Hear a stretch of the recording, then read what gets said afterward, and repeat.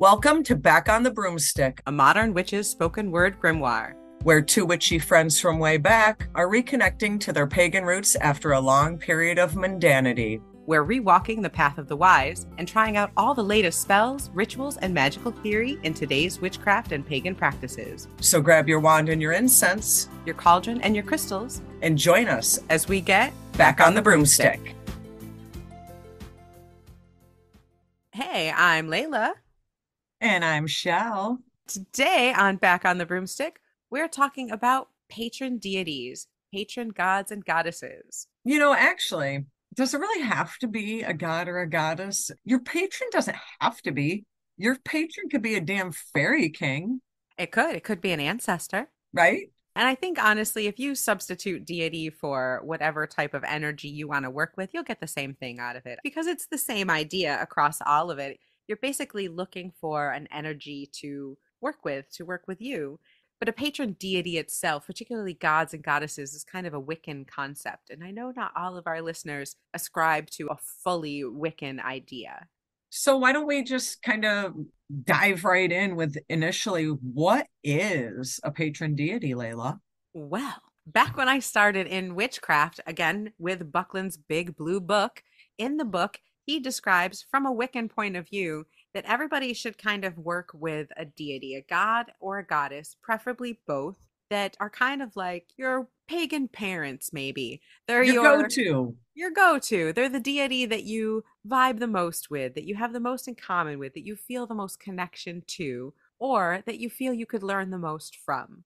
Sometimes it's a deity that you feel like is calling to you or that you feel you have a particularly strong connection to. I like how you said it was like a parent, because I kind of look at your patron deity as is the one who kind of gives you that boot in the ass, the one that kind of gives you that reality check. Are you still headed in the right direction, or did you fuck around and find out and now you're off course? So I feel like they're kind of also the one that kind of, I don't want to say guides you, but kind of guides you. Yeah, there are a couple different ways to look at having a patron.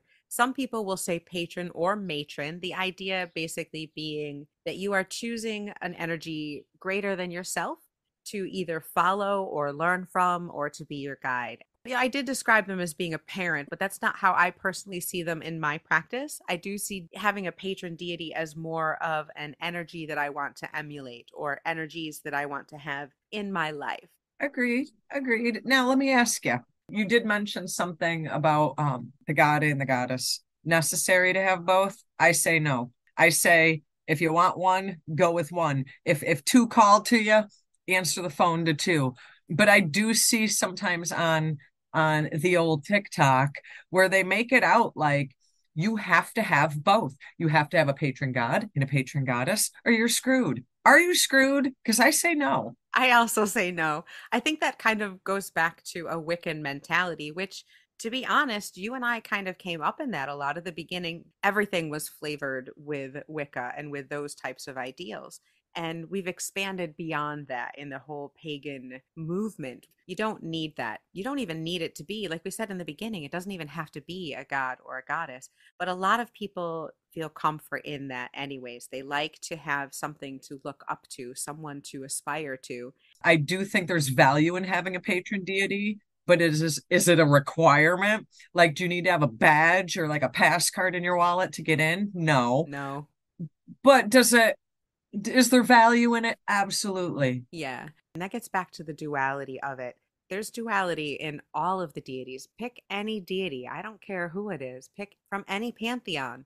And that energy, that being has duality within itself.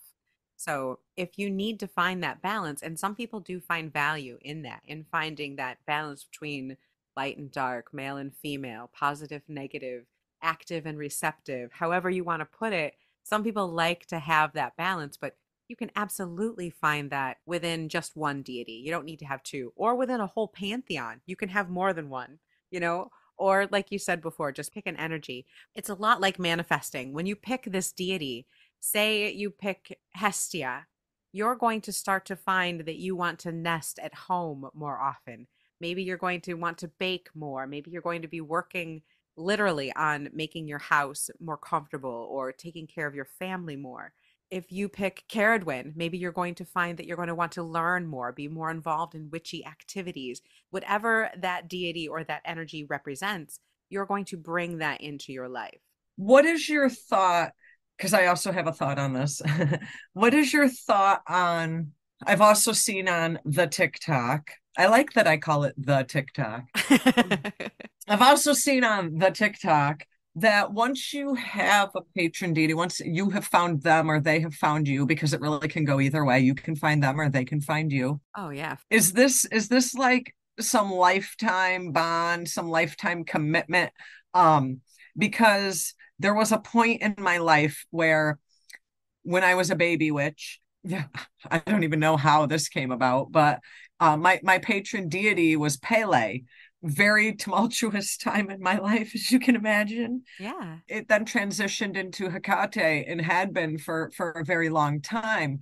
But I'm almost feeling like after all these years of maybe I'm being called into a different direction as far as a patron deity. So do you think this is a lifetime thing, or do you think that depending on your age and stage and what's going on that your patron could or can or should change? I think for some people, it can be a lifetime thing, but I think for most of us, exactly as you said, depending on your age and stage, things will change. And I think that's natural. Kind of like we talked about in a past episode about magical names and taking a name for different stages of your life. You can also have a different patron, a different deity or energy that you follow as your main guide throughout different stages of your life. When I started out, my first patron was Caradwyn. She's like the mother of all witches. She was perfect for me. I was learning, I was beginning, I was in that cauldron of knowledge and wanted all of these things. I So, love that you start off with Caradwyn and I start off with Pele. Those polar opposites. Lord. absolutely. Then there was a time in my life that was also tumultuous, and Lilith called to me, and she kept calling to me until I finally was like, fine, I'll work with a demon. You're scary, but okay, I'll face that. And that's what I needed. I needed to face that at that time. But funnily enough, throughout the whole thing, it's always been Kuan Yin, and I have always denied her. And the reason is so dumb. It's so dumb. And I remember way back in some glory days of past, we did some coven activity like 20 years ago, and you did something on Kuan Yin. I remember that. So you have been tied to her for a long time. A very long time. And just like with Lilith, it was always signs and things would come to me, things that would represent Kuan Yin. Someone would come talking to me and have a word of wisdom for me wearing a Kuan Yin pendant, or, different things like that would happen.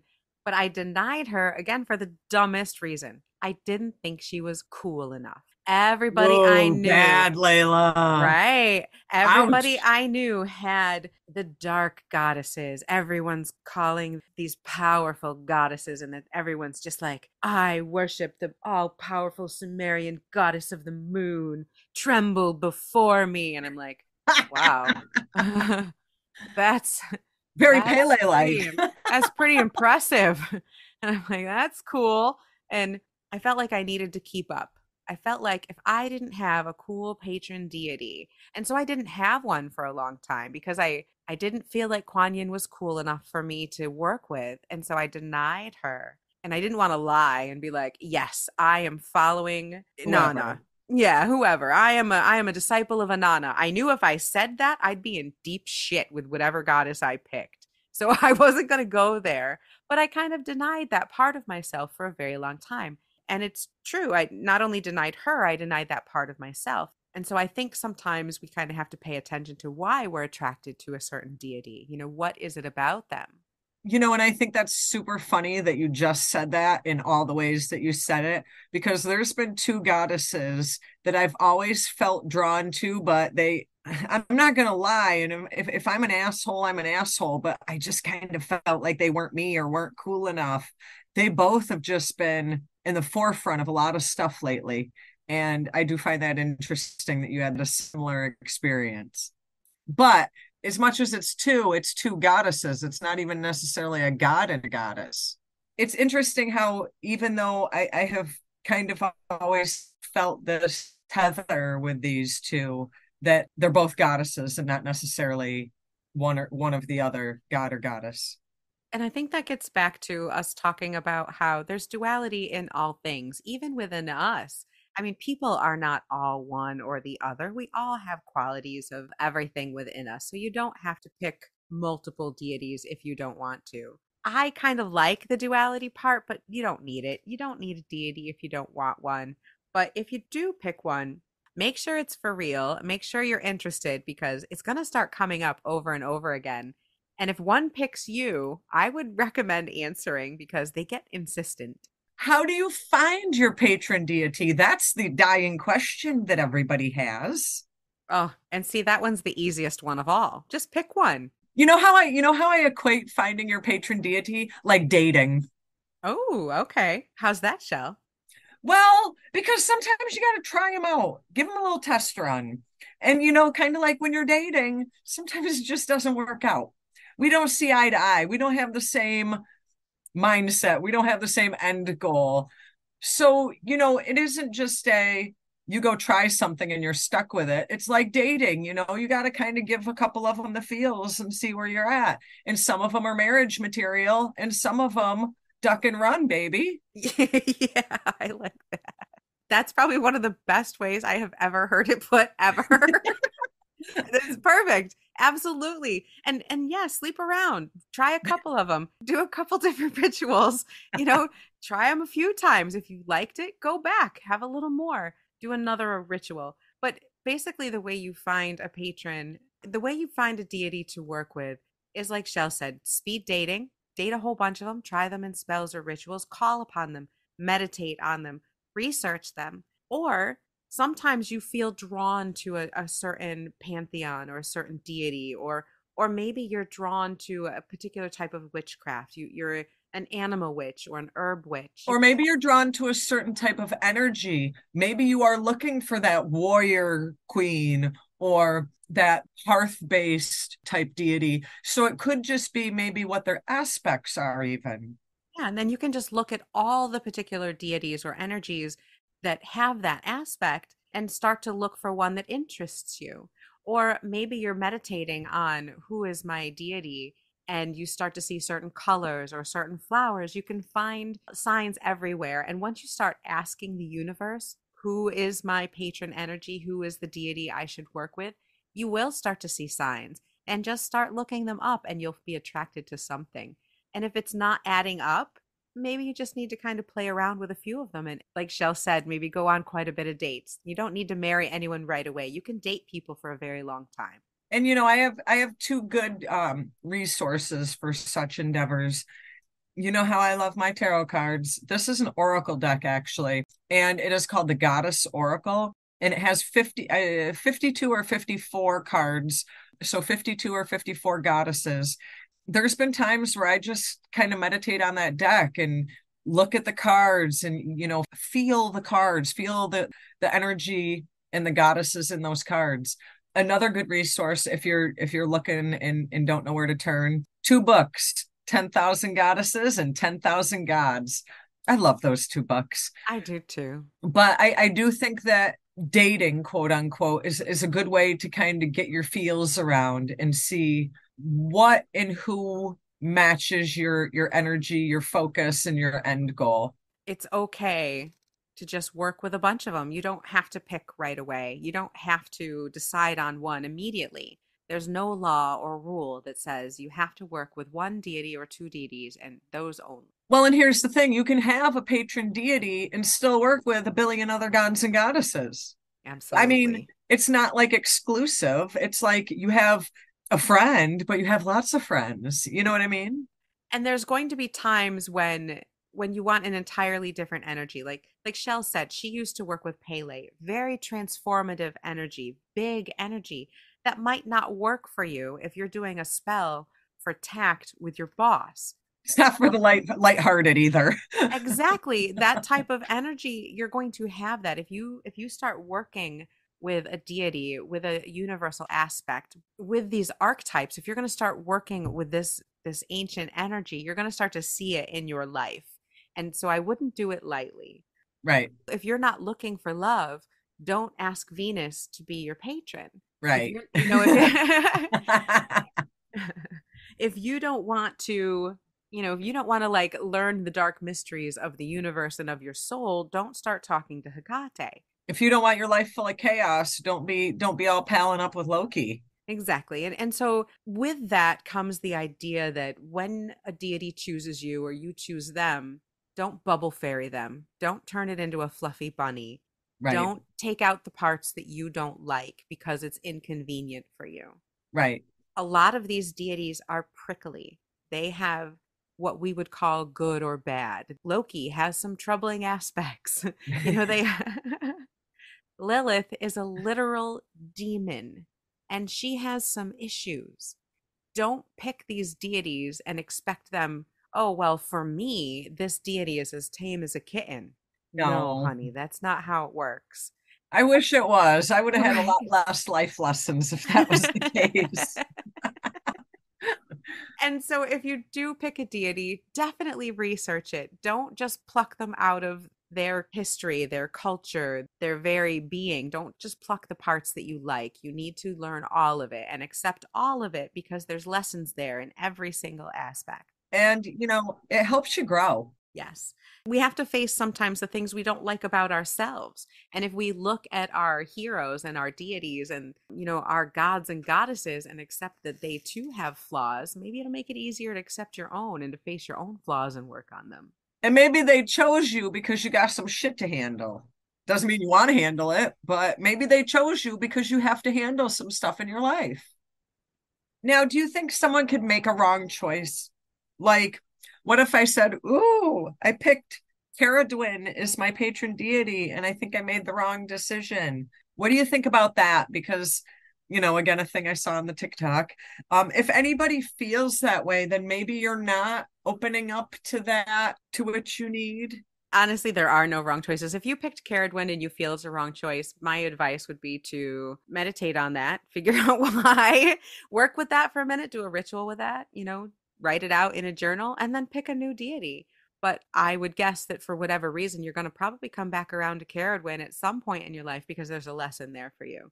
If you picked a deity and then think it's the wrong one, figure out why and then pick a different one. You're not locked into that. Another piece to having a patron deity I wanted to address is there's a misconception. This is a misconception all around witchcraft and paganism, but there's a misconception that you are not properly honoring your patron deity if you're not spending thousands of dollars on statues and other trinkets and knickknacks. I love statues and trinkets and knickknacks. Do not get me wrong, Right?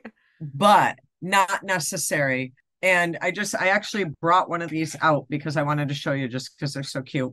I have worked with Hecate for a long, long, long, long time. And all over, I have these little, they're not like real keys. They're like decorative keys. Like Oh, they they're don't like go in those the old door. skeleton keys. I Yeah, love those. Those are so cool looking.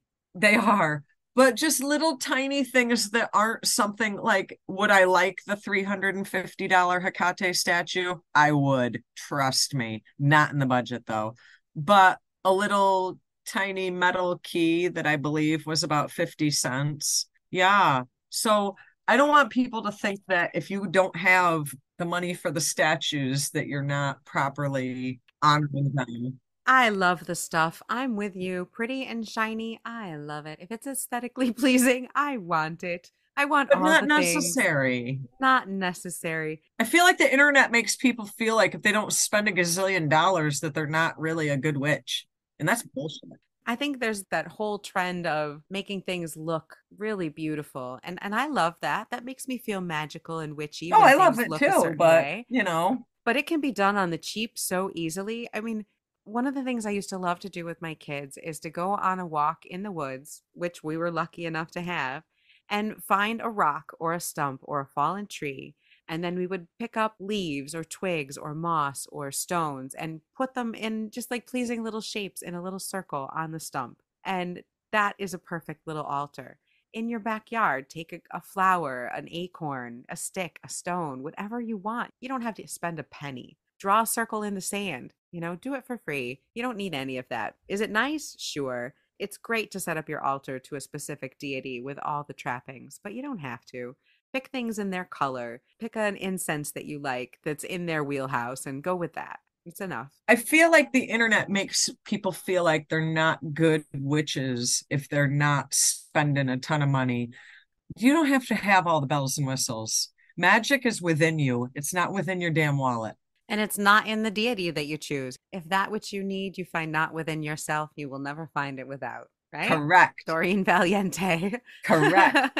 And I feel bad for some of the baby witches that don't realize that this is not as materialistic as the internet makes it out to be. Yeah, and it's not a contest, and you don't need a patron deity. You and I work a lot with a manifesting idea of magic, and having a patron deity to work with helps us to get into a magical mindset, helps us to follow a magical path or have a goal. And so a lot of times our deity is really an idea of what we want to be or where we want to be in our magical practice. And so I'm not surprised that that changes sometimes for us, as we change as people and grow as witches.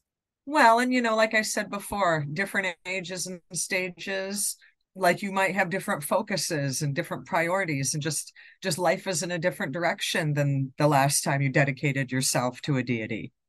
Yep. And so change it as needed. Find ones that work for you. I think it's a fabulous way to get in touch with yourself, to look at aspects of yourself that you might not know or like, enhance the good ones, and work with the dark side of yourself by working with the dark side of these deities that you choose. And like Chelle said, date a few before you get married. Great analogy. I'm so good at analogies.